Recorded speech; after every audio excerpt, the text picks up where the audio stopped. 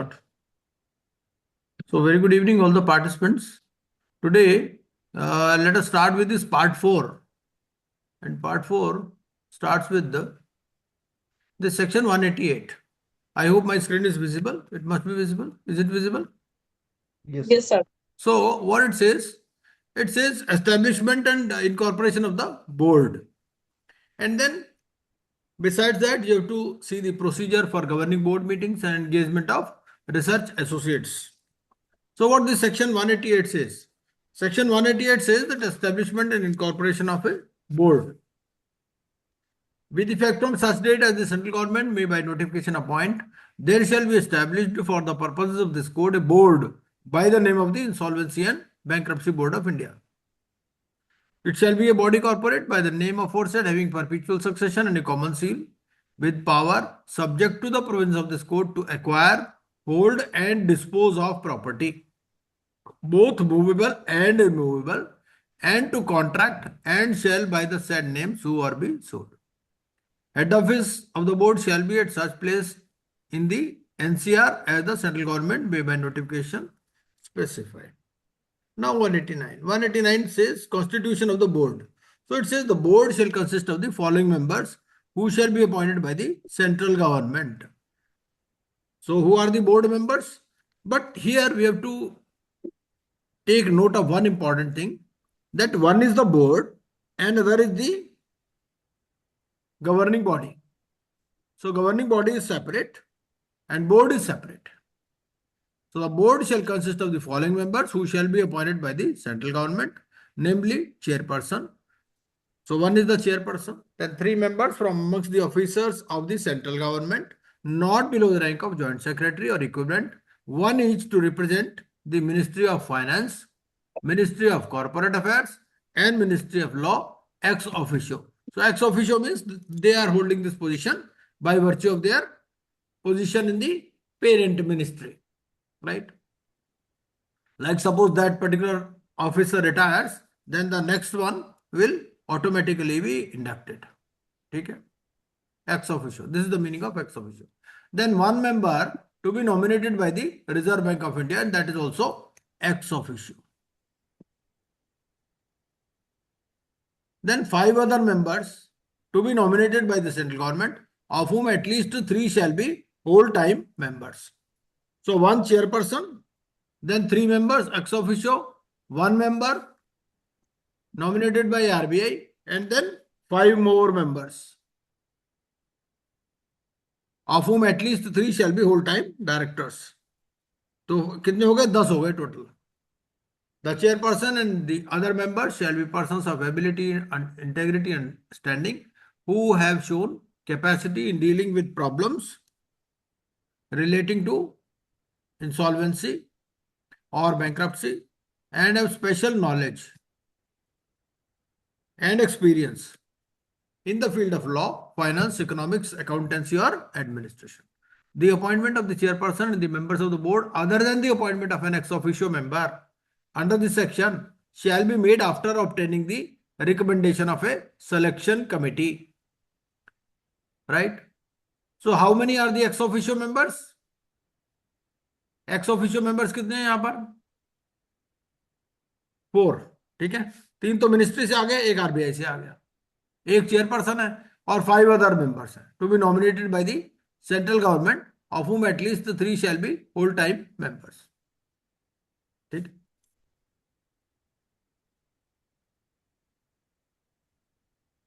Appointment of the chairperson and the members of the board other than the appointment of an ex officio member under this section shall be made after obtaining the recommendation of a selection committee consisting of cabinet secretary. So cabinet secretary shall be the chairperson of this selection committee. ठीक है, एक तो हमने किया chairperson of the board. यहां जो chairperson है ना, ये चेयरपर्सन ऑफ द बोर्ड नहीं है, ये चेयरपर्सन ऑफ सिलेक्शन कमेटी है. ठीक है. Then secretary to the government of India to be nominated by the central government. He will be the member of this selection committee. Chairperson of IBPI in case of selection of members of the board. So chairperson shall be a member of this selection committee. Then 3 experts of repute from the field of finance, law, management, insolvency and related subjects to be nominated by the central government. They will also be members of this selection committee. ठीक है।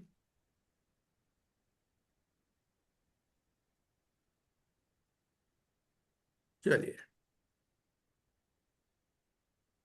the term of office of the chairperson and members other than the ex officio members shall be 5 years or till they attain the age of 65 years, whichever is earlier, and they shall be eligible for reappointment. And the salaries and allowances payable to under the terms and conditions of service of chairperson and members other than the ex officio members shall be such as may be prescribed. तो उसके लिए आपको salary वाले regulations देखने हैं इसमें। तो एक बार सैलरी के रेगुलेशंस भी देख लेते हैं, क्या कहते हैं रेगुलेशंस। ये हमारे हैं रेगुलेशंस। ठीक है, रेगुलेशंस में देख लीजिए सैलरी कितनी है। ये सैलरी है। तो चेयरपर्सन की सैलरी कितनी है, यहां नजर आ रहा होगा आपको। कितनी है सैलरी चेयरपर्सन की। 5,62,500. हाँ, और कोई दूसरे ऑप्शन भी है। Seller option to receive pay is admissible to secretary to the government of हाँ, India or तो दोनों में consolidated से secretary. एक ऑप्शन चूज कर सकता है। या तो जो सेक्रेटरी को सैलरी मिलती है वो ले लीजिए, या फिर कंसोलिडेटेड पे ले लीजिए 5,62,500 पर मंथ। ठीक है। इसी तरह से every whole time member he has option to receive salary as per as admissible to an additional secretary और consolidated salary of 5 lakh per month. ठीक है। उसके अलावा क्या क्या बेनिफिट्स मिलने हैं, इनकेस ये सारे बेनिफिट्स इसको मिलने हैं। Entertainment allowance, chairperson and whole time member shall be entitled to entertainment allowance subject to maximum of 6,000 per annum। ठीक है। सैलरी तो देखो, सैलरी तो कम से कम याद होनी चाहिए आपको। Yes, sir. सैलरी याद हो जाए और ये एंटरटेनमेंट अलाउंस याद हो जाए, Hmm. है ना। और उसके अलावा ये सिटिंग फीस, सिटिंग फीस इनको मिलेगी या नहीं मिलेगी। मिलनी तो चाहिए। Chairperson and whole time member shall not be entitled to any sitting fees for attending meetings of the, भाई सैलरी मिल रही है ना इनको, तो सिटिंग फीस काहे की मिलनी है। ओके। जो बाहर से एक्सपर्ट आएंगे उनको मिलती है, इनको नहीं मिलेगी। उसके बाद पार्ट टाइम मेंबर्स है, पार्ट टाइम मेंबर्स को मिलेगी।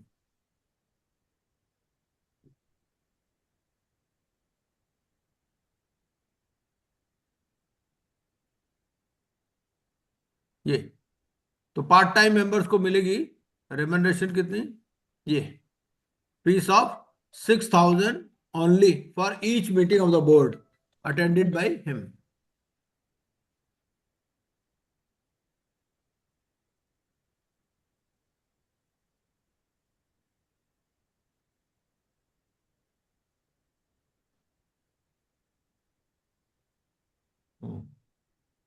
चलिए, इसके बाद दोबारा हम वहीं पर चलते हैं। एक मिनट।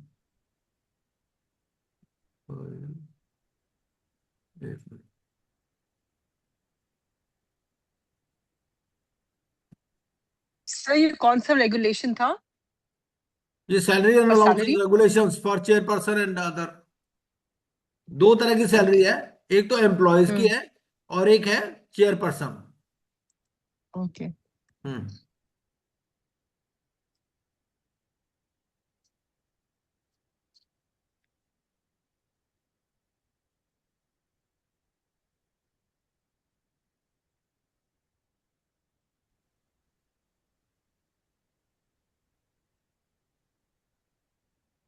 ये यहाँ पर थे हम लोग, नहीं इससे भी पहले थे, ये यहाँ पर थे।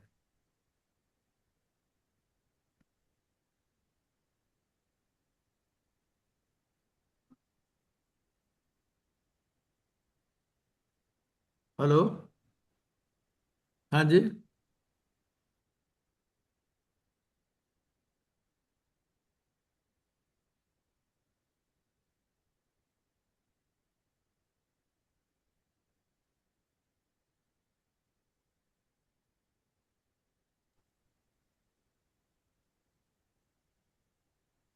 ये हो गया जी, अच्छा।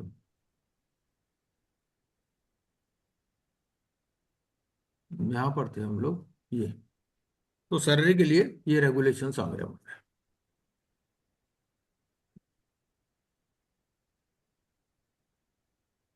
ये जो रेगुलेशंस आप कह रहे हैं ना, इनका नाम है जी salary allowances and other terms and conditions of service of chairperson and members rules 2016, ये है।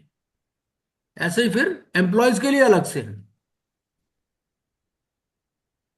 Now section 190, what section 190 says, mute कर देगा नहीं, section 190 is removal of members from office. So central government may remove a member from office if he is an undischarged bankrupt, if he has become physically or mentally incapable, convicted of an offence, he has so abused his position as to render his continuation in office detrimental to the public interest, provided that no member shall be removed under clause D unless he has been given a reasonable opportunity of being heard in the matter. ठीक है, चलिए। Now 191 talks of powers of the chairperson. क्या कहता है ये? Save as otherwise determined by regulations, the chairperson shall have the power of general superintendence and direction of the affairs of the board. ठीक है? The board. And may also exercise such other powers as may be delegated to him by the board. Now meetings of the board. ये governing board meeting regulations है आपके, तो आपको meetings of the board के साथ में पढ़ने हैं governing board meeting regulations, regulation 3 to 18। क्या कहता है ये? The board shall meet at such times and places and observe such rules of procedure as may be determined by regulations. Now chairperson, or if for any reason the chairperson is unable to attend any meeting of the board, any other member chosen by the members present at the meeting shall preside at the meeting. All questions which come up before any meeting of the board shall be decided by a majority vote of the members present and voting, and in the event of an equality of votes, the chairperson or in his absence, the person presiding shall have a second or casting vote. ठीक है, तो voting कैसे होनी है? Majority भी कौन से? Present and voting. और अगर इक्वालिटी ऑफ वोट होगा तो जो चेयरपर्सन है और in his absence the person presiding shall have a second और casting vote. But before we go to 193, let us see the governing board meeting regulations also. ठीक है, एक मिनट, ये पेज नंबर क्या है इसका? I think 530 तो है 5। I think 530 था, फिर भी देख लेते हो, एक minute sir.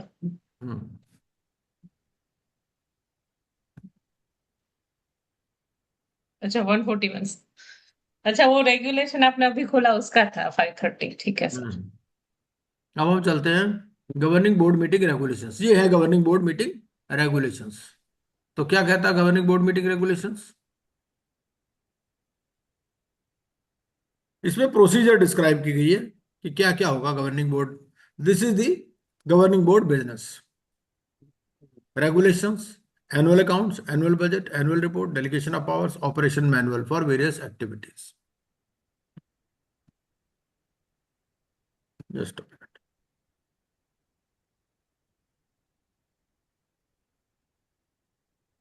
Timelines for disposal of various activities, ये सारे इसके काम है। मीटिंग्स के बारे में देख लेते हैं, कितनी मीटिंग्स होनी है, थोड़ा थोड़ा आइडिया होना चाहिए, कभी कभी सवाल पूछ लेता है। ये सारा जो आप पढ़ोगे ये सारा 10 नंबर में कवर्ड है। It is covered in 10 marks. सबसे पहले कहेगा भाई बोर्ड मीटिंग कितनी होनी चाहिए गवर्निंग बोर्ड की? At least 4 meetings in a year and at least 1 meeting in each quarter. Chairperson or in his absence, any other member nominated by the chairperson in this behalf may convene the meetings of the governing board. Any 3 members may require the chairperson to convene a meeting of the governing board at any time, and the chairperson shall convene the meeting of the governing board accordingly. ठीक है, provided that if the chairperson is not available, any 3 members may require the secretary to convene the meetings of the governing board. ठीक है, और secretary कौन होगा इसका? Secretary की definition दे रखी है। Secretary means secretary to the governing board designated under regulation 9(1) of these regulations. तो 9(1) क्या बोलते हैं? 9(1) में क्या है कि chairperson shall nominate a senior officer of the board as secretary to the governing board. Governing board तो कौन होता है सेक्रेटरी? ये होता है senior member of the board, मतलब एम्प्लॉय होता है बेसिकली। ठीक है, बोर्ड मेंबर नहीं होता ये।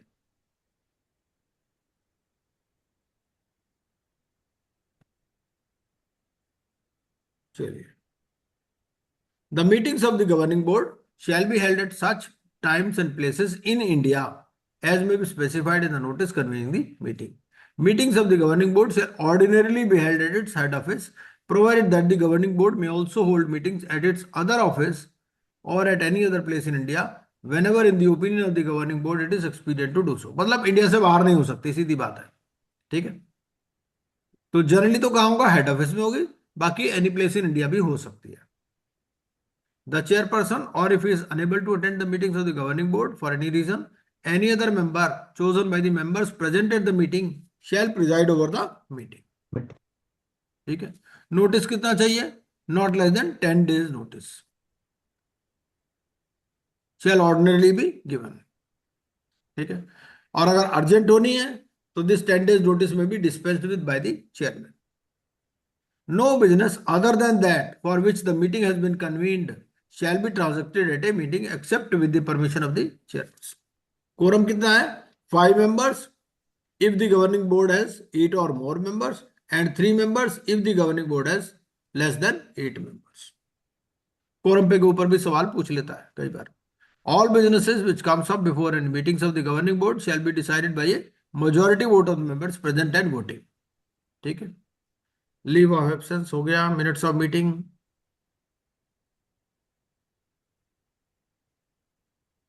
चलिए, सेक्रेटरी. सेक्रेटरी जो है, chairperson shall nominate a senior officer of the board as secretary.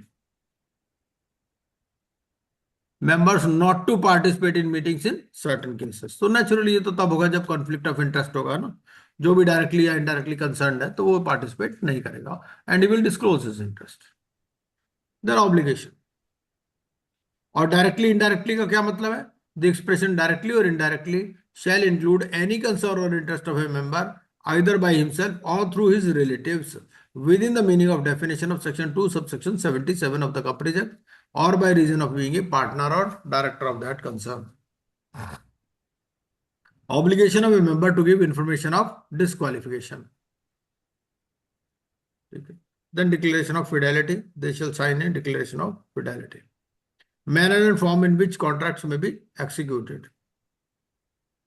ये तो कोई इतना इंपॉर्टेंट नहीं है, ये तो जनरल कॉमन सेंस वाली बातें हैं. Meetings of the committee.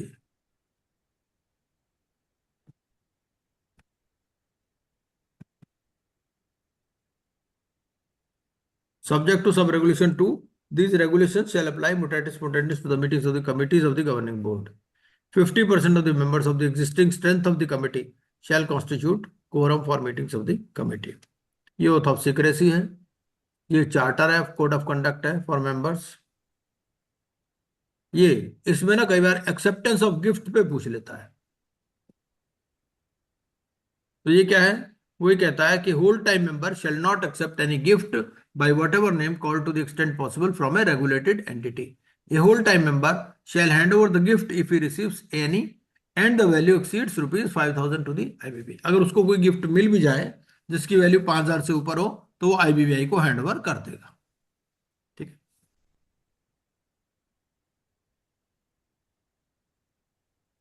procedure managing conflict, procedure for public to raise conflict of interest.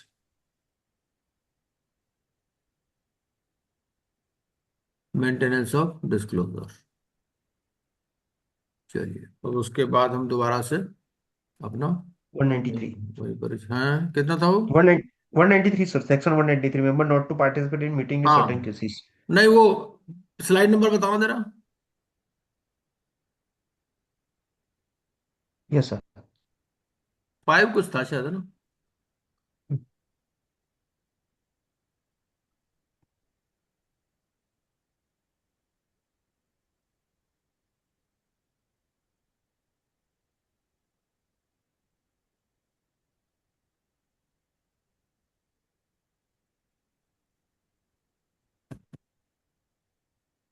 यहीं पर थे ना हम लोग. ठीक है, वही 531 के आसपास ही था। यहाँ पर थे 531 पे।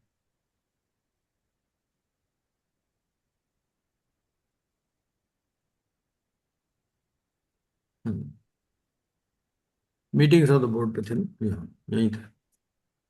ये हो गया। Members not to participate in certain cases. 193, any member who is a director of a company and who as such director has any direct or indirect pecuniary interest in any matter coming up for consideration।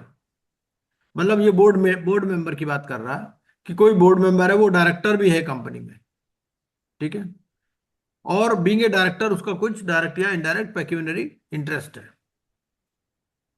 तो वो क्या करेगा? तो he will disclose the nature of such interest, है ना, and the member shall not take any part in any deliberation और decision of the board with respect to that matter. ठीक है, मान लो कोई कंपनी सीआईआरपी में आ रही है, ठीक है ना, अब उस सीआईआरपी के बोर्ड पर वो भी है, तो फिर वो अपने अपने को डिस्कशन डेलिब्रेशन से अलग कर लेगा और वो he will not take part in decision. Sir 194। Yes. यहाँ पे सर इतने लेवल का बंदा तो यही सोचेगा ना कि वो कोई रिलेटेड पार्टी होगा वो या थर्ड पार्टी, उसको ही उसमें इंटरेस्ट इन्वॉल्व करेगा sir. 194, vacancies etc. not to invalidate proceedings of board and officers and employees of the board। ठीक है, मान लो कोई वैकेंसी हो गई बोर्ड में, तो उससे क्या होगा? जो भी डिसीजन ऑफ बोर्ड है वो इफेक्ट नहीं होंगे। So no act or proceeding of the board shall be invalid merely by reason of any vacancy in or any defect in the constitution of the board or any defect in the appointment of a person acting as member of। मान लो board ने कोई decision दे दिया, तो बाद में board को challenge नहीं कर सकते, भाई इसके तो मेंबरशिप डिफेक्टिव थी, गवर्निंग बोर्ड डिफेक्टिव था, ये सब चीज। Any irregularity in the procedure of the board not affecting the merits of the case, the board may appoint such other officers and employees as it considers necessary for the efficient discharge of its functions in such manner as may be specified। तो इसके लिए हमारे पास regulations हैं, engagement of research associates, ठीक है, regulations, और salaries and allowances payable to officers and employees, उसके लिए भी रेगुलेशंस हैं, वो एम्प्लॉय सर्विस रेगुलेशंस है। ठीक है, एक तो चेयरपर्सन एंड अदर ऑफिसर्स के लिए रेगुलेशन है, एक एम्प्लॉय सर्विस रेगुलेशंस है, engagement of research associates regulations है, गवर्निंग बोर्ड मीटिंग रेगुलेशंस है, सारे अलग अलग रेगुलेशंस है। ठीक है, तो इसको एम्प्लॉय सर्विस रेगुलेशंस थोड़े से देख लेते हैं, या पहले एंगेजमेंट ऑफ रिसर्च एसोसिएट्स थोड़ा सा देख लेते हैं क्विकली कि क्या क्या इंपॉर्टेंट है इसमें। एंगेजमेंट ऑफ रिसर्च एसोसिएट्स में क्या होता है? बेसिकली ये ना कुछ रिसर्च एसोसिएट्स या कंसल्टेंट्स भी अपॉइंट करते हैं बोर्ड। ठीक है,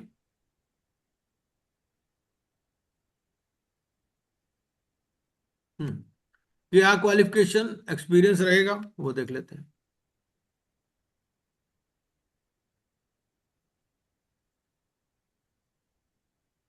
कंसोलिडेटेड रिम्यूनरेशन कितनी होगी वो भी दे रखी है इन्होंने। Evaluation of performance every 6 months। Selection, इतना ज्यादा डिटेल में आपको पढ़ने की जरूरत नहीं है मेरे हिसाब से।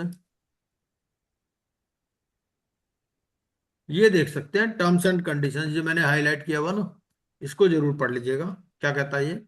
ए selected candidate shall ordinarily be engaged as a research associate और consultant as the case may be on contractual basis for a period not less than 1 year and up to 3 years, provided that the chairperson may extend the term of such engagement 1 year at a time up to a maximum of total 5 years।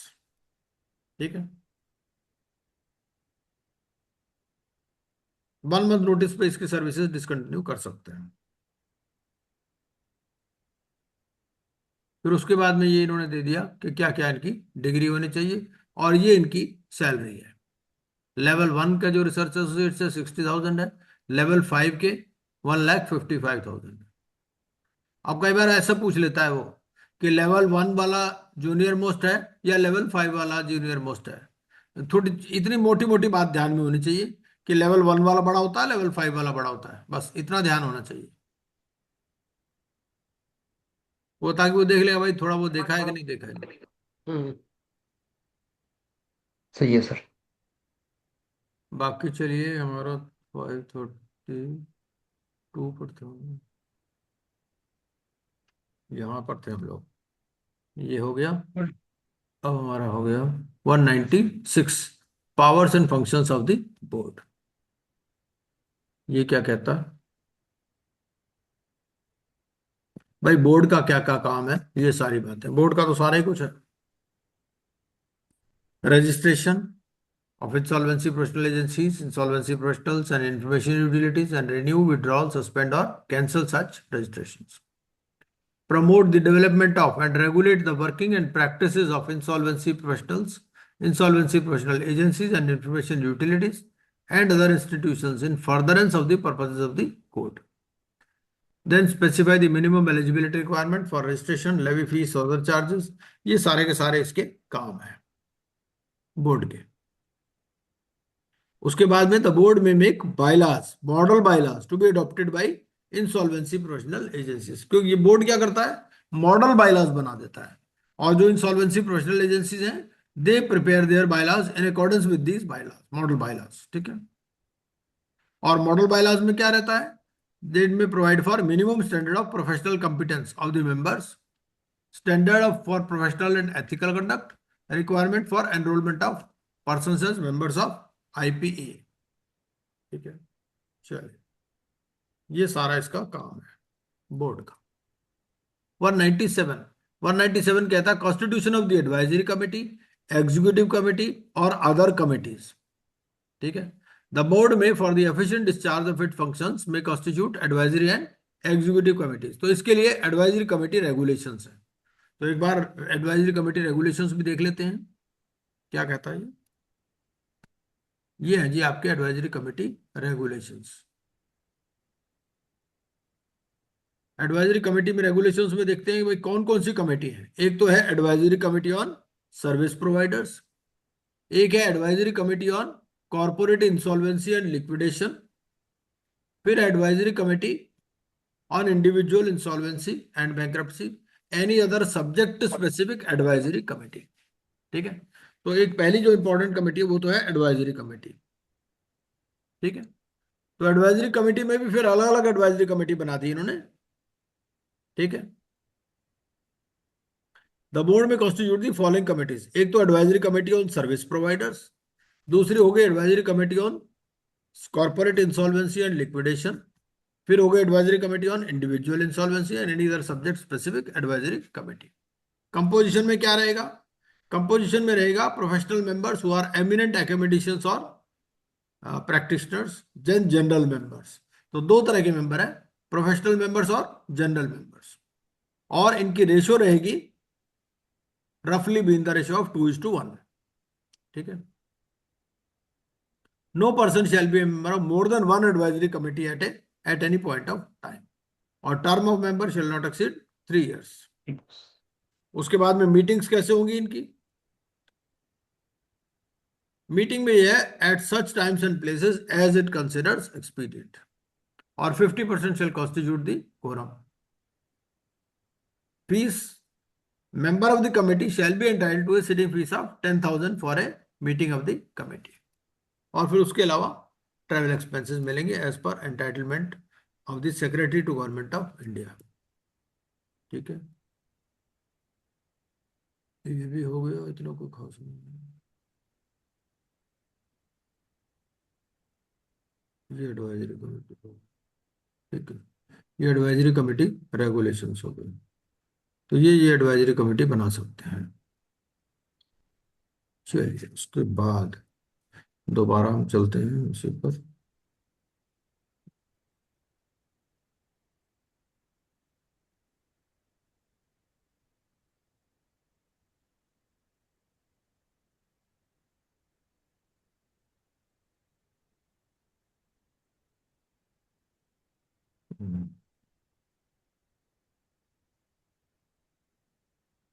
फिर employ service regulations तो हमने देख लिए थे मेरे ख्याल में। 197 पे थे सर, हम्म सेक्शन 197 पे था सर, उसमें हम्म एडवाइजरी कमेटी और हो गया सर, अभी चैप्टर थी। ये है हमारा employee service regulations. Employee service regulations में आप कुछ और देखो ना देखो, सिर्फ गिफ्ट वाला जरूर देख लेना इसमें।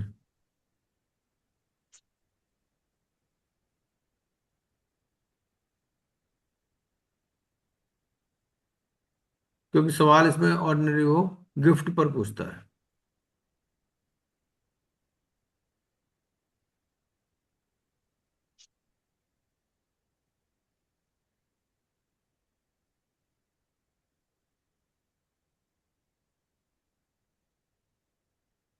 ये एक्सेप्टेंस ऑफ गिफ्ट, ये जरूर पढ़ लेना, और कुछ पढ़ो ना पढ़ो।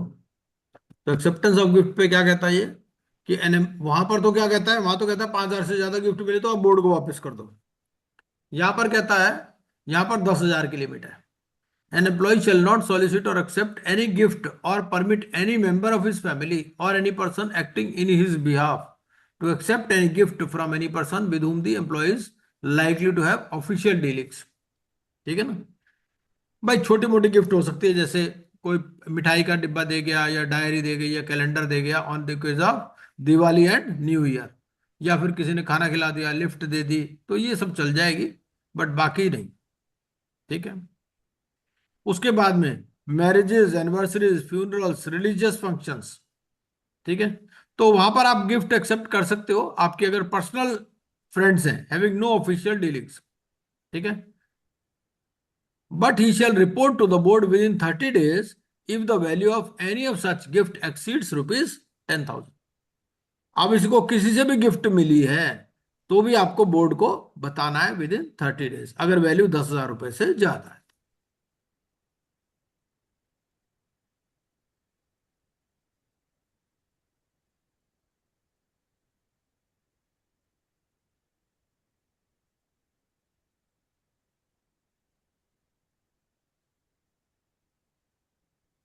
एक अपील के बारे में देख लीजिए, कि अगर मान लीजिए किसी एम्प्लॉय को कोई पेनल्टी लगा दी तो अपील कितने दिन में कर सकते हो आप, ये पूछ लेता है कई बार। Within 45 days. हाँ, अपील आप कर सकते हो within 45 days from the date of the receipt of the order appeal against. Condone है सर, कॉन्डोन। क्या करना?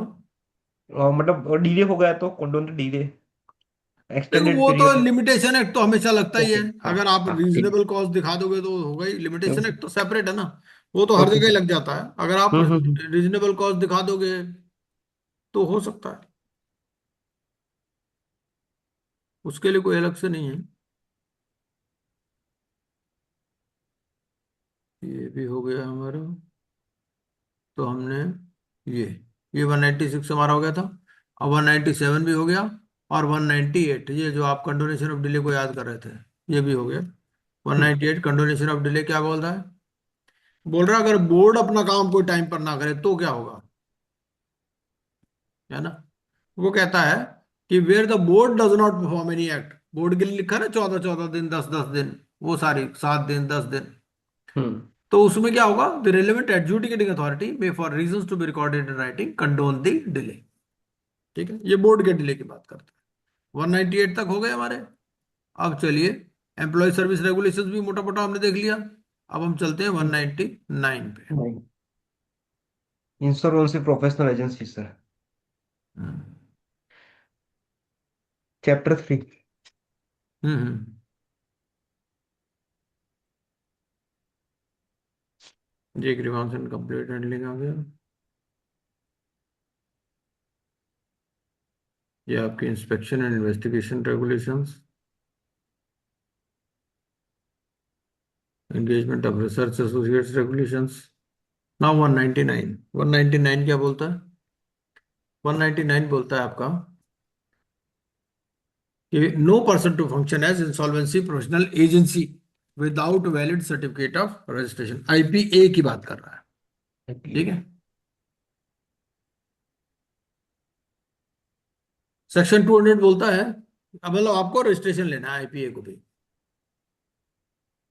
And board shall have regard to the following principles while registering the IPA: to promote the professional development, to promote the services of competent insolvency professionals, ये सारी चीजें। 201, 201 बोलता है registration of insolvency professional agency. आपको board को application लगानी है, और इसके फिर रेगुलेशंस है, एक बार रेगुलेशंस भी हम देख लेते हैं। ठीक है। ये आईपीए रेगुलेशंस है। तो एक बार आईपीए रेगुलेशंस देख लेते हैं, क्योंकि सेक्शन में इतना कुछ नहीं लिखा, सेक्शन में बार बार रेगुलेशंस की बात करेगा, स्पेसिफाइड स्पेसिफाइड, है ना। तो एक बार हम रेगुलेशंस देख लेते हैं, ये इसके रेगुलेशंस कौन से, ये रेगुलेशंस है हमारे। ये रेगुलेशंस क्या हैं? Insolvency professional agencies regulations. चलिए, तो रजिस्ट्रेशन, रजिस्ट्रेशन में क्या क्या रिक्वायरमेंट है देख लेते हैं। सबसे पहले तो क्या है, सोल ऑब्जेक्ट क्या होना चाहिए, to carry on the functions of an IPA. और बायलाज हमने पढ़ा था कि बोर्ड मॉडल बायलाज बनाएगा, है ना। तो ये जो आईपीए के बायलाज हैं, it has bylaws and governance structure in accordance with IBBI model bylaws and governing board of insolvency professional agencies regulation. Minimum net worth कितनी चाहिए? मिनिमम नेटवर्थ नजर आ रहा होगा सामने स्क्रीन पर, 10 crore, 10 करोड़। और paid up capital 5 CR. 5 CR। It is not under the control of any person resident outside. Outside India. मतलब 51% जो कंट्रोल है वो रेजिडेंट ऑफ इन इंडिया के इंडिया। पास ही होना चाहिए। Not more than 49% of it share capital is held directly और indirectly by persons resident outside outside India. India. मतलब जो रेजिडेंट आउटसाइड इंडिया उनके पास 49% से ज्यादा नहीं हो सकती, ठीक है। Then it is not a subsidiary of a body corporate through more than one layer, and the applicant, its promoters, directors and its shareholders are fit and proper persons। तो ये सारी conditions हैं for eligibility as an IPA, ठीक है। दो main important चीजें, minimum net worth 10 crore, paid up capital 5 crore, ठीक है। और 49% वाली भी कंडीशन। और फिट एंड प्रॉपर पर्सन का मतलब क्या है, ये दे रखा है, integrity, reputation, character, absence of conviction, competence including financial solvency and net, ठीक है।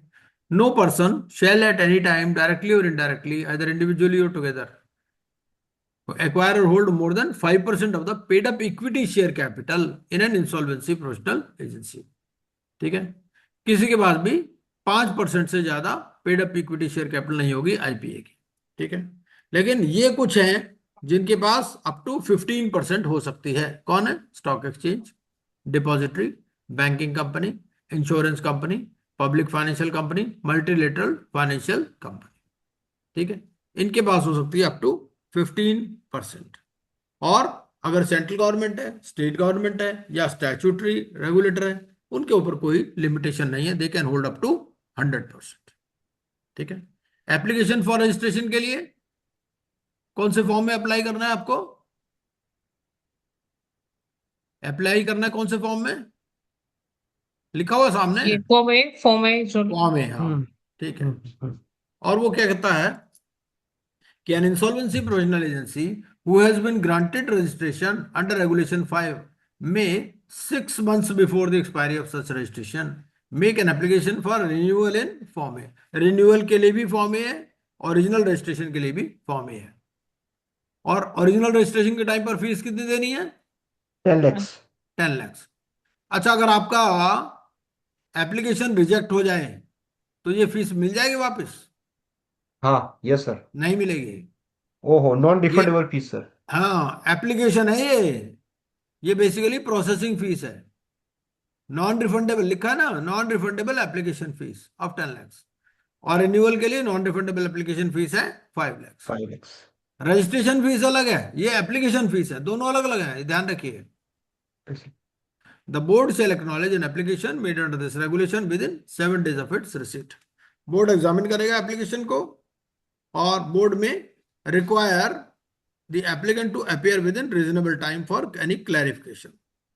अगर बोर्ड सेटिस्फाइड है तो इट विल ग्रांट रजिस्ट्रेशन, ठीक है।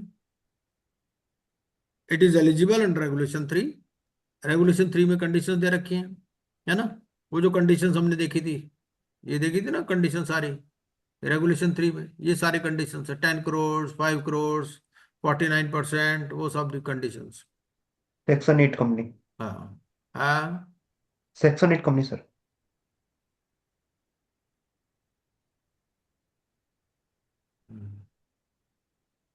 Grant of certificate of registration.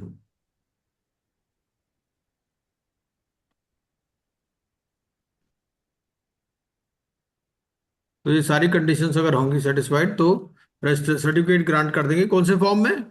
With in form B. Form B में within 60 days of the receipt of application. Is renewal is a yearly renewal or how?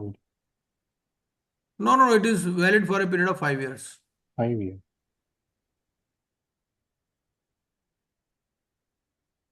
क्यों नरेंद्र जी? सही है sir, पर कहाँ लिखा है सर वैसा? Registration Where shall it be is? subject to the conditions that the insolvency professional agency shall abide by the code, pay an annual fees of 5 lakh rupees to the board within 15 days from the date of commencement of the financial year. ठीक है, एक annual fees भी देनी है इसको।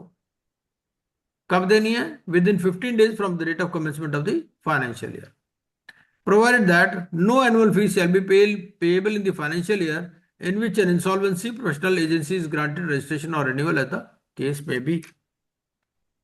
और late fees अगर होगा तो 12% पर एनम का इंटरेस्ट है। ये सारा दे दिया।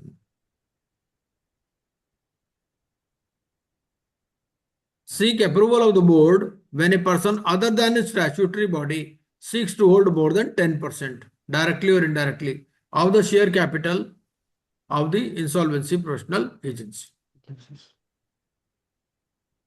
अगर स्टैट्यूटरी बॉडी के अलावा कोई भी 10% से ज्यादा होल्ड करना चाहता है तो फिर आपको अप्रूवल लेनी पड़ेगी। What is a statutory body? Is it a statutory body is a body MCA, established SEBI, as per any statute.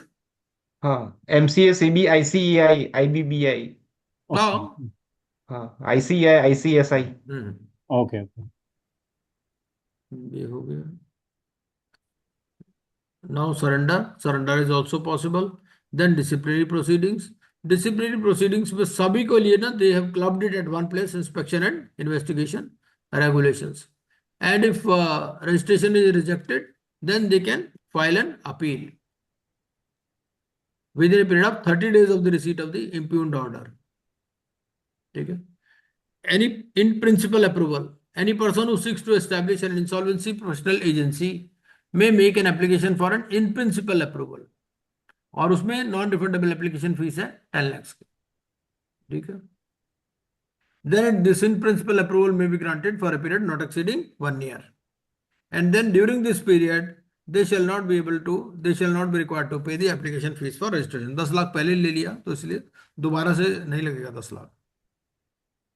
ये है हमारा एप्लीकेशन फॉर रजिस्ट्रेशन।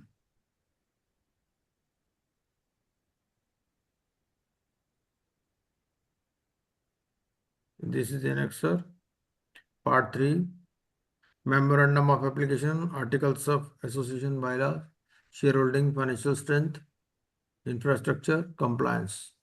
ये फॉर्म पार्ट भी है। ठीक है।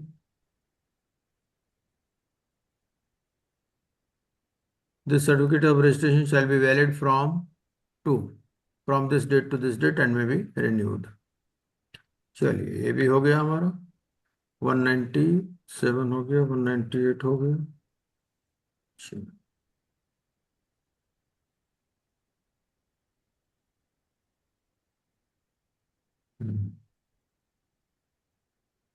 जो तो देख लिए थे हमने काफी सारे। ये तो सारे रेगुलेशंस हैं।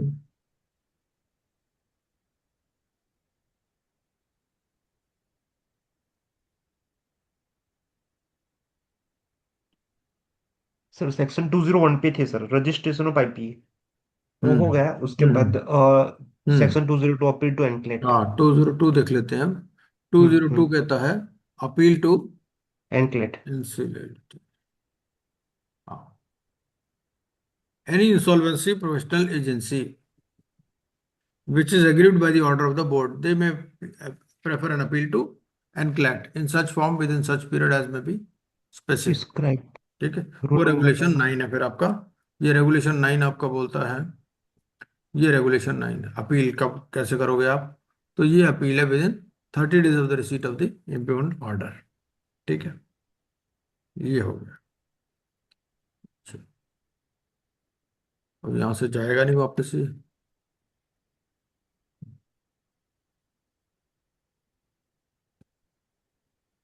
चलो तो गया, चलो 202, 202 बोलता है आपका, ये हो ही गया। 203, hmm. Governing board of insolvency professional agency. तो जो आईपीए है, इसका गवर्निंग बोर्ड कैसा होगा, ये उसके बाद है। The board may for the purpose of ensuring that every insolvency professional takes into account the objectives, तो उसके लिए फिर रेगुलेशंस हैं। ये रेगुलेशंस भी एक बार देख लेते हैं। गवर्निंग बोर्ड ऑफ देखो, गवर्निंग बोर्ड बोर्ड का अलग है और यहाँ आईपीए का अलग है। ठीक है, तो आईपीए के बारे में देख लेते हैं। ये है जी composition of the governing board. क्या कहता है इसमें, क्या क्या होगा? एक होगा मैनेजिंग डायरेक्टर, इंडिपेंडेंट डायरेक्टर और share holder directors, provided that the governing board shall have minimum 7 directors. Managing director shall not be considered either as an independent director or a shareholder director. मतलब managing director separate होगा इनसे।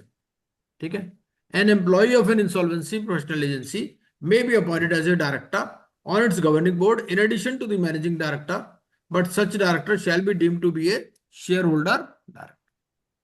ठीक है, तो employ को क्या मानेंगे? Share holder director. Managing director separate होगा इंडिपेंडेंट डायरेक्टर और शेयर होल्डर डायरेक्टर से। More than half of the director shall be persons resident in India at the time of their appointment and at all times during their tenure as director.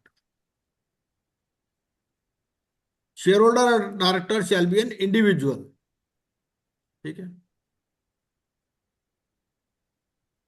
number of independent directors shall not be less than the number of shareholder directors.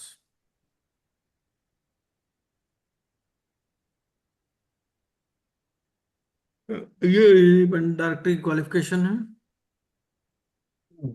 यहाँ an individual may serve as an independent director for a maximum of 2 terms of 3 years each or up to the age of 75 years, whichever is earlier. ठीक है,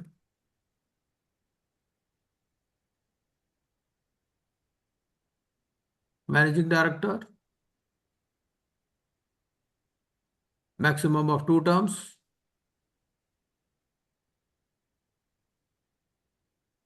compliance officer, ये फिर model bylaws हैं। These are the model bylaws of an insolvency professional agency. Process of enrolment, professional membership fees, register of professional members, authorisation for assignment.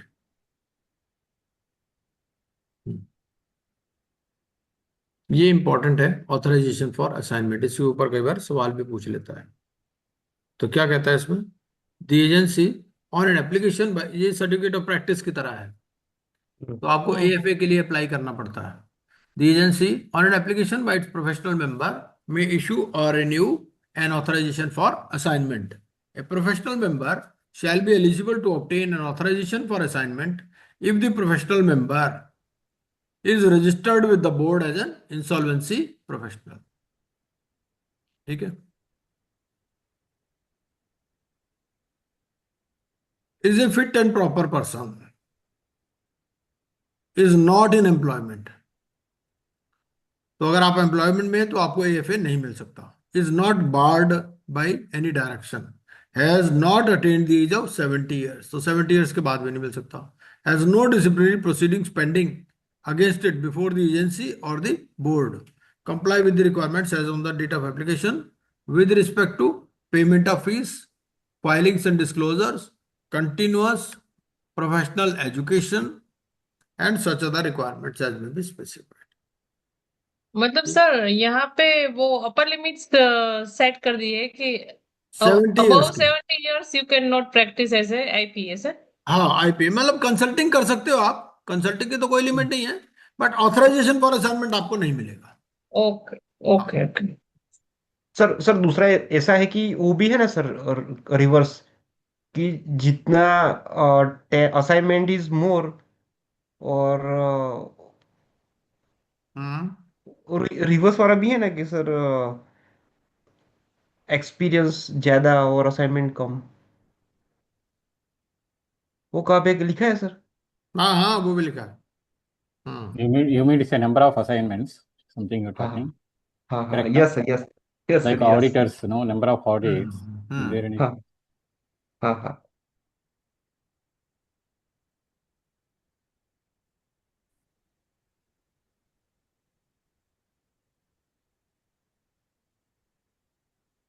ये monitoring of members हो गया।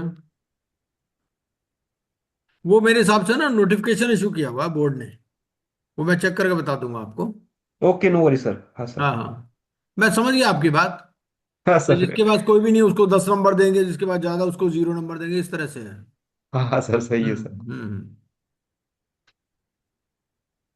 ये फिर कुछ पेनल्टीज हैं, इम्पोजिशन ऑफ पेनल्टीज हैं कुछ। ये भी इंपॉर्टेंट है, ये याद रखनी जरूरी है, क्योंकि कई बार ना पूछ लेता है पेनल्टीज के ऊपर। अगर आप कोई अब रिटर्न्स वगैरह डिस्क्लोज नहीं करते, if you fail to submit disclosures returns etcetera, है ना, तो उसमें फिर दो तीन तरह की पेनल्टीज है इसमें। एक तो ये है 1 लाख और 25% of the fees whichever is are subject to a minimum of 50,000 rupees. एक तो ये इस टाइप की पेनल्टी है। ठीक है। दूसरे टाइप की पेनल्टी क्या है? ये 2 लाख और 25%। एक हो गई 1 लाख और 25%, दूसरी हो गई 2 लाख और 25%। ये इसमें और ज्यादा अगर सीरियस ऑफेंस है तो, if you accept an assignment having conflict of interest with the stakeholders, if you reject a claim without giving any proper reason while undertaking an assignment, yeah, if you fail to comply with directions issued by the adjudicating authority or the appellate authority, if you outsource your duties and obligations, if you fail to appoint registered valuers, ठीक है, if you fail to make public announcement, if you fail to reject resolution plan from ineligible resolution applicant, तो इस case में 2 लाख और 25% और minimum है आपकी 1 लाख की। ठीक है। तो इस तरह से पेनल्टी है।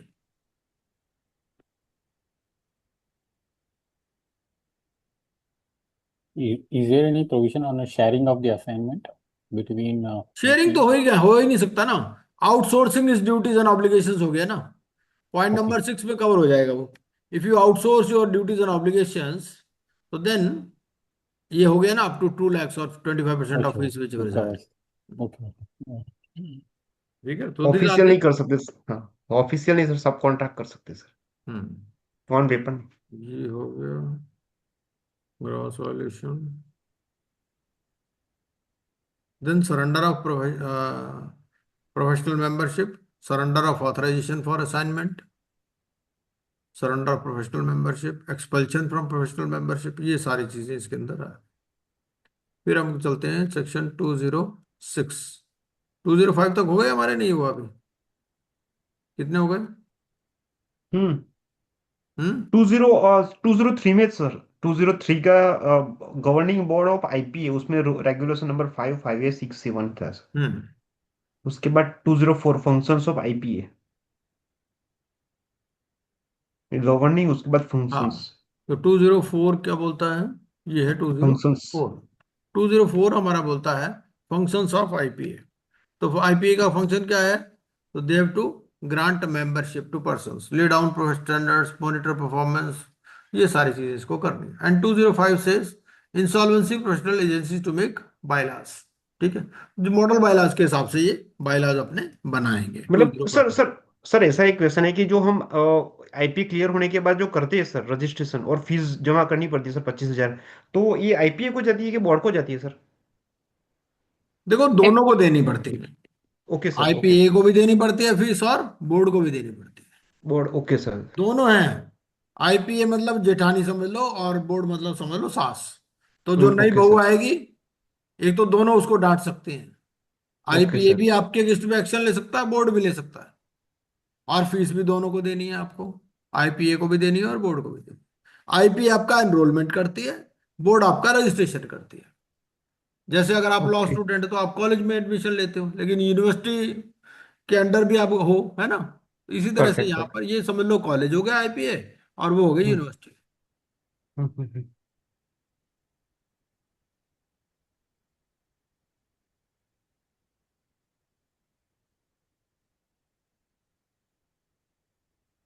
Now 206. Enrolled and registered persons to act as insolvency professionals. क्या बोलता है? No person shall render his services as an insolvency professional without being enrolled as a member of the IPA and registered with the board. Board जो अभी आपने बोला sir वही हाँ. वही लिखा है सर. Then 207 बोलता है registration of insolvency professionals. Every insolvency professional shall, after obtaining the membership of any IPA, register himself with the board. ठीक है. Board may specify the categories of professionals or persons possessing such qualifications and experience. 208 में आएगा functions and obligations of insolvency professionals. ठीक है. तो क्या करना है इसमें? वो वो कहता सब है अभी अब जो हाँ. पढ़ के आए वही है सर, पूरा हाँ, ये पढ़ के सब आए ना वही अभी. है. हाँ, ये सब काम इसको करने हैं. हम्म.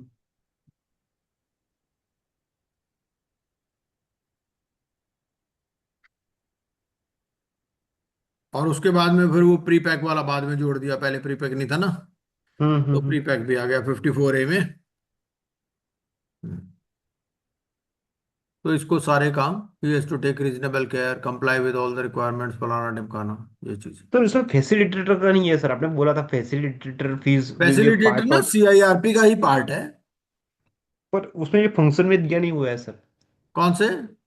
ये फंक्शन 208 में उसकी ड्यूटीज नहीं. नहीं, CIRP में आ गया ना, CIRP लिख ओके. दिया, CIRP में आ हाँ गया. हाँ हाँ सही है. Okay perfect perfect sir, chapter का रेफरेंस दिया हुआ है. हाँ सर हम्म. सही है सर. अब उसके बाद में आ गया insolvency and bankruptcy board of India, insolvency professionals regulations. Hmm. ठीक है. ये हमारा ये है सर पूरा. हाँ, ये इंसॉल्वेंसी प्रोफेशनल रेगुलेशंस है. इसको ना हम चार्ट के थ्रू पढ़ लेंगे. वो चार्ट है ना, चार्ट जो हमने बना रखा है, उसके थ्रू पढ़ लेंगे, वो ज्यादा सही रहेगा.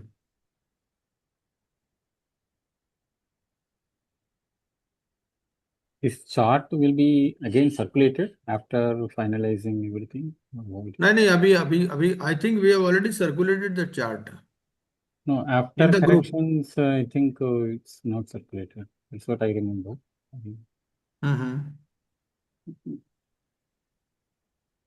नहीं, वो वाला चार्ट ना, अभी वो तो दैट इज अंडर करेक्शन. अच्छा. अभी हम क्या करते हैं, ये वाला चार्ट देते हैं. This Excel chart, this is okay. I think Excel would be better. You know, है ना, to एक्सेल वाला compare it. ठीक है. वो हमने किया था कोशिश, वो सॉफ्टवेयर के थ्रू, बट कुछ बात जमी नहीं हो कुछ. I think if you could share revised final one Excel, no, it would be great. So, हाँ राइट, हाँ, that we will do. thanks. IPA and IPIU. So let us see the provisions. Let us try to understand the provisions through this chart. Sir screen sir. Screen एक minute अभी करता हूं.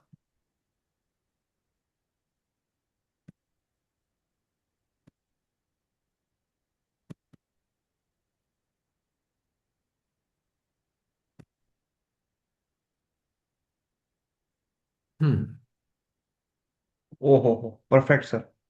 है ना, हाँ sir. ये वाला एक्सेल वाला चार्ट है आपका. तो इसमें करना क्या है आपको? First of all, you need to clear the limited insolvency examination within 12 months from the date of application for registration with the board. ठीक है. In Form A, along with a non-refundable fees of 20,000 rupees. अगर आप IP हैं तो ठीक है, IP के लिए फीस कितनी है? 20,000 rupees. Then board to grant registration in Form B within 60 days of receipt of the application, and then you have to pay board a fees of 20,000 every 5 years on or before 30th April. ठीक है. Then you have to pay board a fees calculated at the rate of 1% of professional fees earned in Form E for the preceding financial year on or before 30th April. You have to keep records for minimum 3 years. You cannot render service unless you are a partner or director of IP if you are not a citizen of India. ठीक है, चलिए. Then regarding authorization for assignment, you cannot take an assignment unless you hold a valid authorization for assignment. Assignment. ठीक है. चलिए. Now the board may refuse to grant you certificate of registration. So board may reject and give an opportunity to be heard, and IP needs to revert within 15 days of such communication. ठीक है. and then communication of rejection needs to be made within 45 days of the receipt of the application. After hearing, the IP needs to take final decision within 30 days of hearing. ठीक है, board के बारे में. Now regarding temporary surrender, if you want to surrender your certificate of registration, then IPA will inform the board. ठीक है, whenever it issues, renews an FA, suspends or cancels AFA, revokes the suspension of AFA, accepts surrender of AFA within 1 working day of taking such action. आप IPA को apply करोगे और IPA board को inform करेंगे. Then regarding show cause notice, show cause notice is to be served at the IP address provided by the insolvency professional or insolvency professional agency through registered post with acknowledgement, or you have to apply electronically at the email address provided by IPA to the board, and board to constitute disciplinary committee to dispose of the show cause notice. Okay. And disciplinary committee to dispose of the show cause notice within 6 months of its receipt. Order shall not become effective until 30 days have elapsed from the date of issue of such order by the disciplinary committee. An order to be issued to IPA immediately and published on the website of the board and to IPA immediately. Okay. Note here, full-time director is not required here, unlike in IPE and IPA.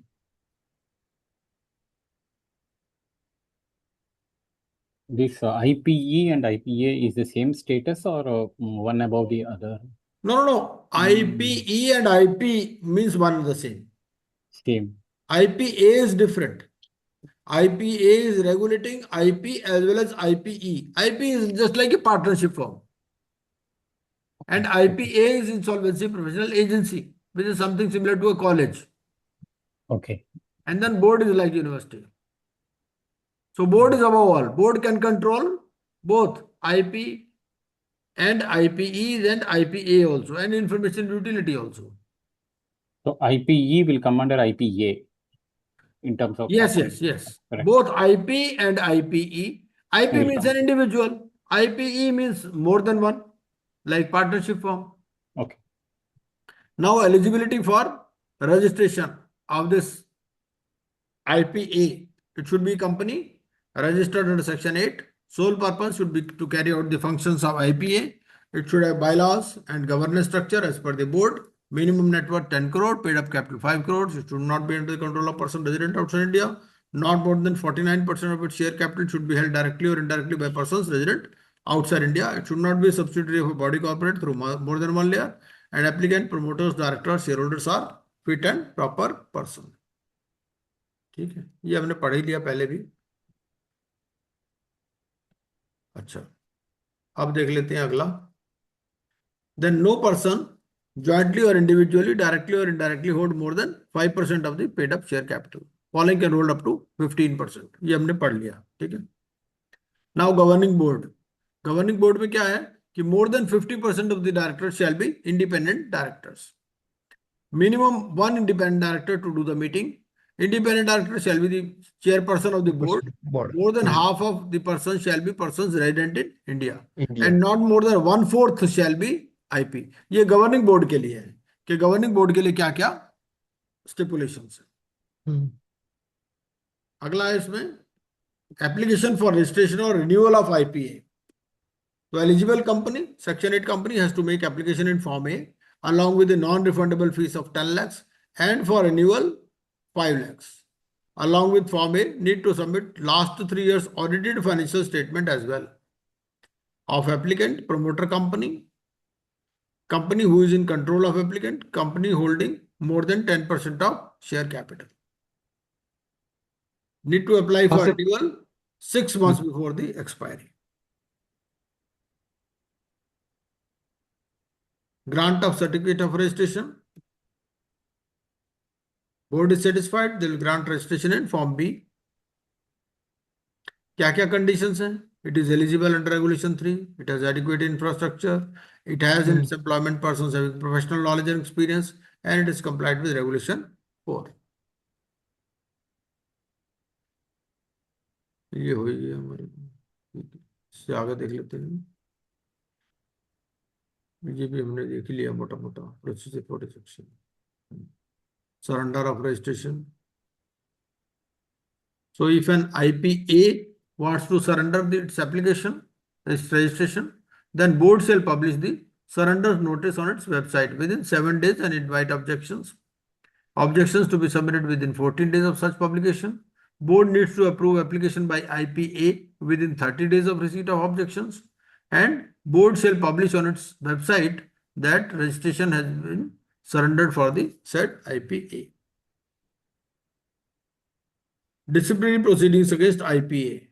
Show cause notice to be served at IPA registered office through a registered post or with acknowledgement or electronically at the email address provided, and board shall constitute disciplinary committee. Appeal. IPA can appeal within 30 days of the receipt of such order to NCLAT. In principal approval with non-refundable fees of 10 lakhs they may apply. ठीक है? And if board is satisfied, they will grant registration and of in principal approval for a period of 1 year. Now regarding amendment of bylaws. If an IPA wants to amend its bylaws, so it can amend with 75% of the approval of the governing body. A resolution has to be filed with the board within 7 days of its approval, and amendment shall come into effect on 7th day of receipt of the approval. And then you need to file the amended bylaws in printed form to the board within 15 days from the effective date. So they can amend the bylaws with 3 times vote in favor, as in against, means 3/4 majority means 75%. तो ये मोटा मोटा IPA के बारे में। अब थोड़ा IU के बारे में देख लेते हैं। ये IU के बारे में। IU के बारे में क्या कहता है कि no person to function as IU without the certificate of registration by board, and bylaws have to be in consistence with the board bylaws. और यहाँ पर क्या है, it has to be a public company. Sole purpose is to provide support services under regulations. Minimum net worth 50 crores. It should not be under the control of person resident outside India. Not more than 49% of share capital or voting power should be held directly or indirectly by persons resident outside India. Applicant, promoters, directors, shareholders are fit and proper person. ठीक है? No person jointly or individually, directly or indirectly can hold more than 10% of the paid up capital or voting power. Following can hold up to 25% in case of IU, government company, stock exchange, depository, bank, insurance company, public financial institution, and following can hold up to 100%. Central government, state government, statutory, regulator. ठीक है? Governing board of IU. What are the IU's examples? Because IPA we know very well, ICSA, ICA, like that. What are the examples for IU information? There is only one information utility as of now, National E-Governance Services Limited. There is only one IU. Okay. Basically, it has to be a repository of financial information like MCA and SARSAI. So, Okay. suppose a charge has to be registered, suppose a debt has to be registered, default has to be registered. So, it provides access to information, and you can register, you can provide information also to the information utility. Okay. It basically maintains the record of default, record of debt, etc. Okay. So in case of default, it issues Form D, which is a record of default. And if you get Form D from there, so then you need not give any other record. Otherwise, you have to substantiate it through loan agreement and all those things. So this is a basic thing about IU. National E-Depository Service. National E-Governance Services Limited, NESL. Okay. Got it. So governing और board. Sir Yes. हाँ. बोलो sir, आप बोलो sir, please sir. नहीं बोलिए आप बोलिए, कुछ कुछ बोल रहे थे आप। आप बोल रहे थे सर, मैं ऐसा बोल रहा आईपीए का भी एग्जांपल दे दो ना सर, कुछ आईपीए, आईपी इंश्योरेंस और प्रोफेशनल एजेंसीज। IPA का तो देखो 3 ही इंसॉल्वेंसी प्रोफेशनल एजेंसी है। ओके, हाँ सर, जो समझ गया हमारे सर। तीनों इंस्टीट्यूट है ना, जैसे हाँ सीए सर, इंस्टीट्यूट है, इन्होंने ट्रिपल आईपी हाँ आईसीआई बना हाँ रखी है, हाँ ऐसे ही हाँ सर, ट्रिपल आईपी आईसीएसआई है, वो आईसीएमएआई है, 3 है इनकी। हाँ सर, हाँ सर, और सही है कोई सर। किसी में भी एडमिशन ले सकता है। ओके। जैसे सीए जरूरी नहीं सीए वाले में देगा, वो सीएस वाले में भी जा सकता है, कहीं भी जा सकता है। और चेंज भी आप कर सकते हो, एक से दूसरे में भी जा सकते हो, दोनों से एनओसी लेना पड़ता है। जैसे ओके। कॉलेज से आप दूसरे कॉलेज में भी माइग्रेशन ले सकते हो ना, हम्म, तो वैसा ही सेम सिस्टम यहाँ पर भी है। If you want to shift from one to another, तो then you have to take NOC. Sir दोनों में सीओपी अलाउड है ना सर? सीए में भी चलता है हाँ, और वो अलाउड है, सब अलाउड है, हाँ। ओके ओके सर, सही पर है। सर वो फर्क क्या पड़ता है ये तीन एजेंसी भाई में? देखो, जैसे एलएलबी आप हाँ। किसी भी कॉलेज से कर सकते हो, हर कॉलेज की फीस अलग अलग होती है, स्ट्रक्चर अलग अलग होता है, ऐसा ही यहाँ पर। मोनोपोली सर, मोनोपोली क्रिएट ना हो इसीलिए सर। हाँ, तो इसमें जैसे वो आईसीएआई वाले, उनकी फीस सबसे ज्यादा है, उनके Just I पास want सबसे to, ज्यादा मेंबर है। yeah, I want to know one more thing. Yes. Is there to get more assignments? Is there anything that if you register with ICI, you will get No, a no, more no, nothing assignments like very that. No, no, no, quickly? no, no, no. If you do, is there Actually, anything? getting an assignment is normally a private arrangement between the client and you, or the bankers will give you assignment. Suppose how the assignments come. Suppose a financial creditor wants to file an application. So he will take consent from you in form 2 and he will file section 7 application. You will be looking after all those things. Normally, NCLT doesn't interfere. So whatever name is given, they will appoint him. And after that, it is up to COC whether they want to continue with him. COC also normally doesn't interfere.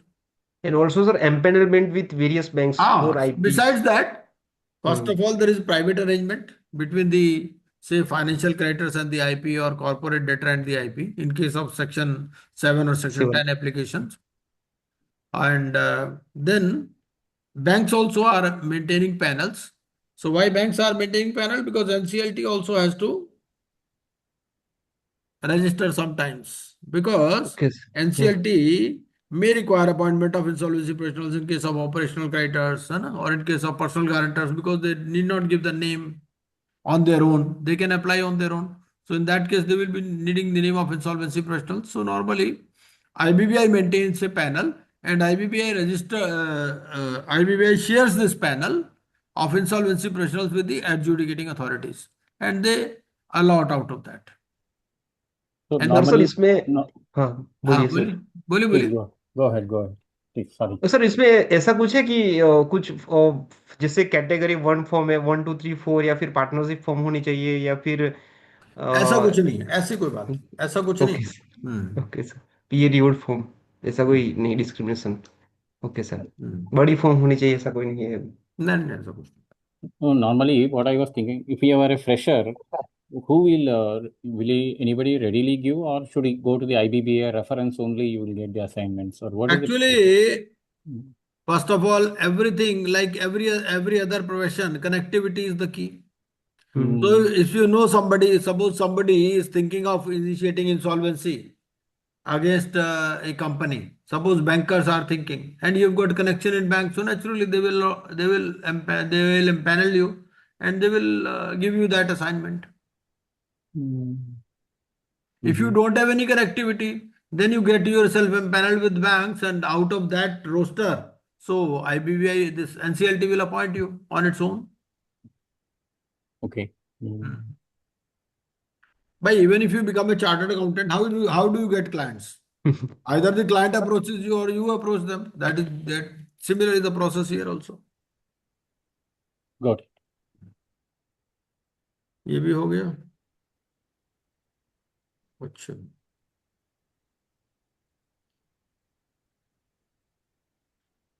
so IU has to apply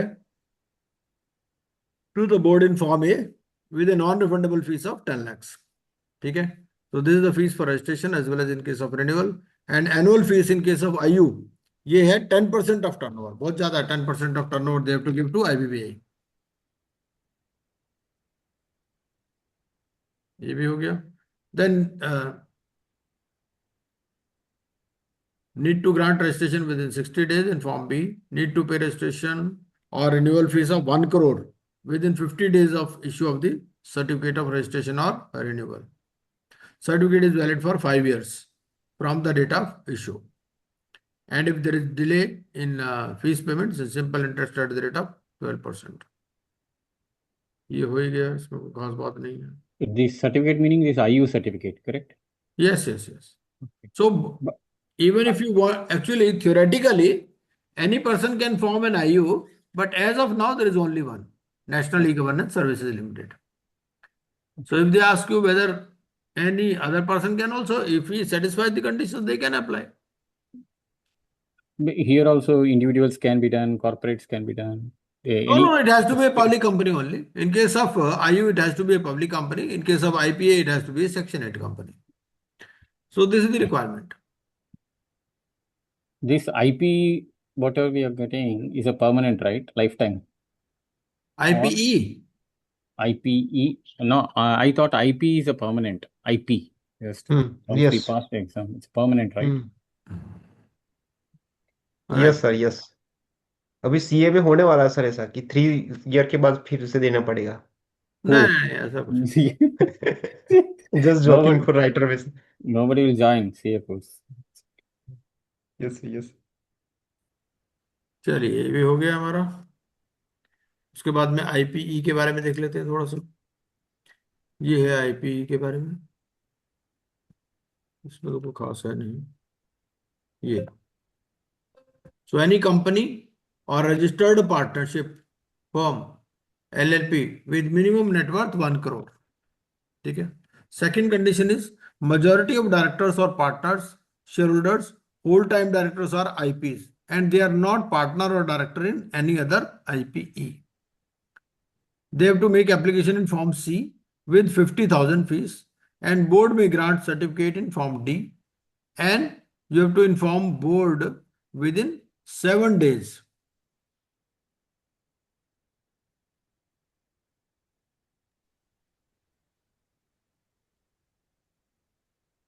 F2 sir F2 करना है हाँ, F2 हम्म F2 करो sir F2 submit to board by 15th of हाँ। October हाँ If any partner or director ceases or joins in Form F with 2,000 rupees fees. You have to pay board fees calculated at the rate of 1% of turnover in Form G for the preceding financial year on or before 30th April. Then you have to submit to the board by 15th October a compliance certificate. ठीक है। compliance certificate हाँ, in Form H. H of preceding years ये भी हो गया। चलिए, network certificate आपको देना है along with Form C. These are the various forms. ये हो गया हमारा।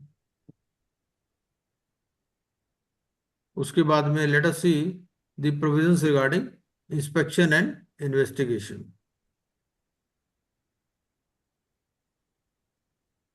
So let us see the provisions regarding inspection and investigation.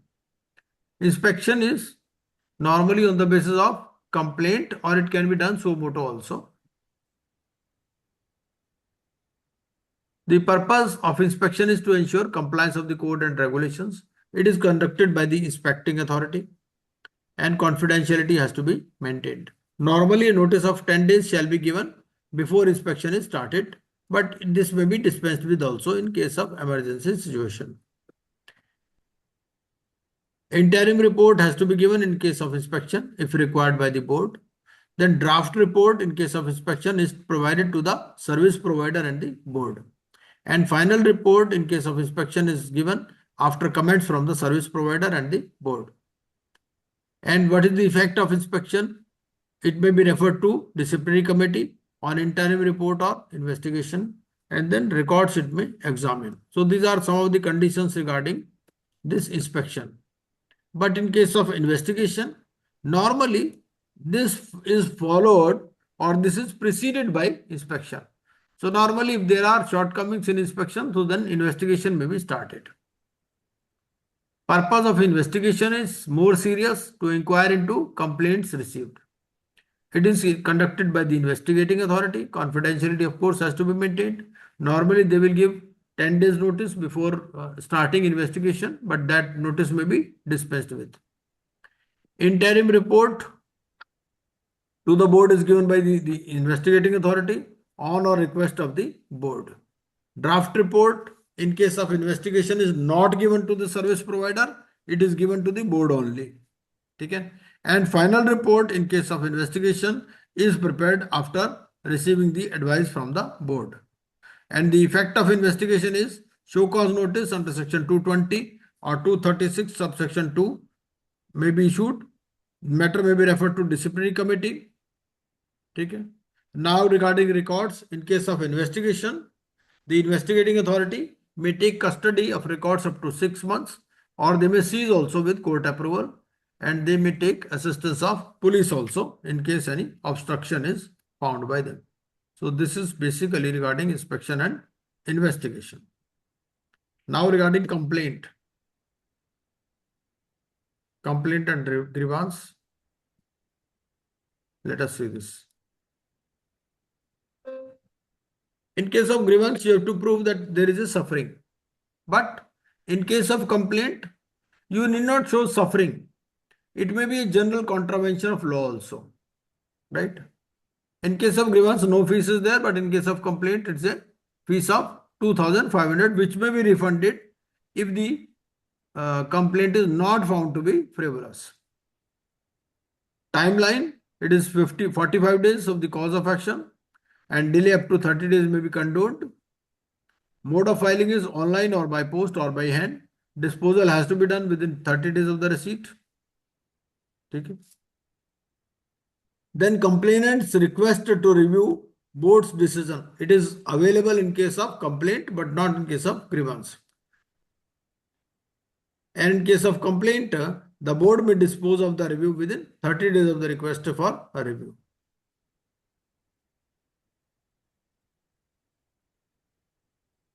ये कंप्लेंट के बारे में आ गया. So this is regarding forms, timelines वगैरह.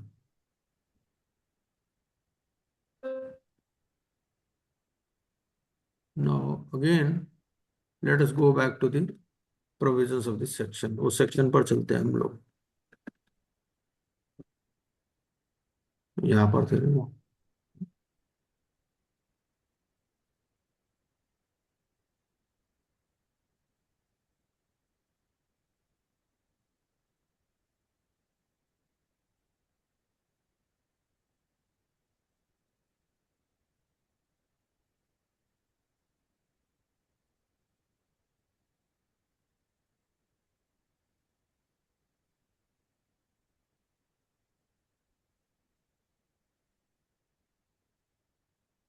इंफॉर्मेशन यूटिलिटीज, ये भी हमने कर ही लिया मोटा मोटा, है ना.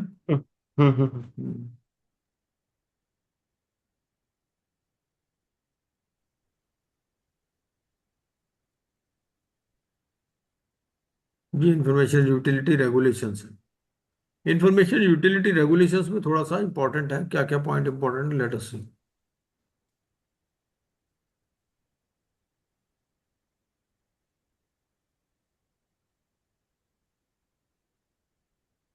एक तो ये record of default. What is the meaning of record of default, है ना.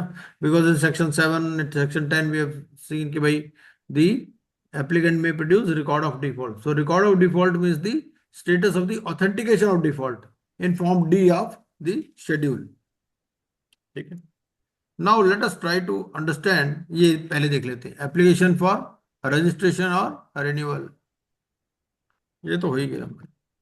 Whatever is in the red font, is हाँ. it kind of an important Right. something? And it is not only important, but it is the recent amendment. Because earlier it was something different. Now the non-refundable application fees is 10 lakh rupees. So earlier it was 5 lakhs. इसीलिए जो red में है उसको तो आपको जरूर पढ़ना है. You have to definitely read it. A person eligible for registration as an information utility may make an application to the board in Form A of the schedule along with the non-refundable application fees of 10 lakhs. Earlier it was 5 lakhs, but for the syllabus it is 10 lakhs. Where it is there in the old provision also is kept in the bottom, or Yes, somewhere- at the bottom. Like Okay. we have written 7 now. So if you see 7 number, so at the bottom you will find 5 lakhs. Okay. Correct. Got it. An information utility seeking renewal of registration shall at least 6 months before the expiry of its registration make an application for renewal in Form A along with a non-refundable application fees of 10 lakhs.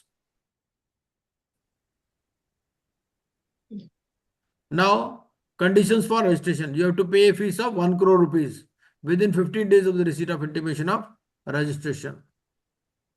ठीक है. and 12% interest is payable.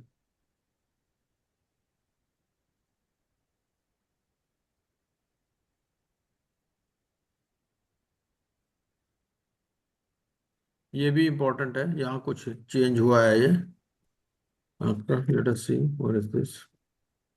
So it says an information utility shall accept information submitted by user in form C, and before filing an application to initiate CIRP under section 7 or 9 as the case may be, the creditor shall file the information of default with the information utility, and the information utility shall process the information for the purpose of issuing a record of default in accordance with regulation 21.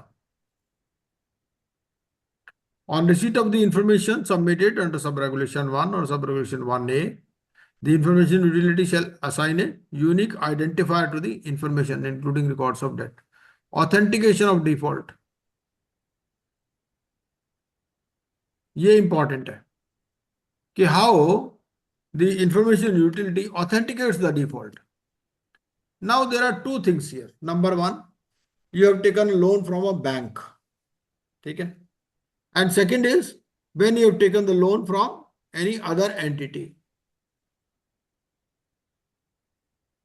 So whenever you inform, suppose you are a banker, then you are required to periodically inform the information utility that okay, against these PAN numbers we have given the loan, or there is a satisfaction of charge, or there is creation of charge. Now the information utility, before feeding this information in their system, they will cross check it from the person who has taken the loan, right? Suppose a banker says that Mr. X has taken loan from our bank, right? Now NASL will shoot an email to that person who has availed the loan. There are three options. He may confirm it. If he confirms it, then color of the status will be shown as green. If he rejects it, if he denies it, if he disputes it, then the color of the status shall be shown as red, right? And if he doesn't respond, even after 3 reminders, then it is deemed to be authenticated and the color will be yellow. So this color coding is done, right? Provided that in case of financial creditors, which are banks included in second schedule, so there are only two colors, green and red. Okay? So green is when debtor confirms the information, or debtor does not respond even after 3 years, 3 reminders. Even then it will be treated as green, right? But if debtor disputes, then the status of authentication will be disputed and color of the status will be red. ठीक है, colour coding होती है.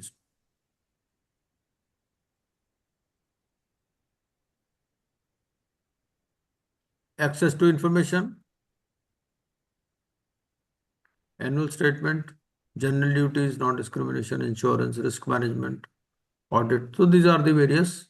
Exit management plan होना चाहिए, surrender of registration भी हो सकता है, disciplinary proceedings. So disciplinary proceedings shall be conducted in accordance with inspection and investigation regulations. ये एप्लीकेशन है आपकी, और अपील के लिए आपको कहाँ अपील करनी है? यहाँ अपील करनी है एनक्लैट में, with in a period of 30 days of the receipt of the order. तो ये हमारा हो गया इंफॉर्मेशन यूटिलिटी के बारे में. Now inspection and investigation regulations, ये यहाँ पर डिटेल में दिया हुआ है, तो इसको हम अगली क्लास में कर लेंगे. ठीक है, आज का सत्संग यही समाप्त करते हैं. Okay sir.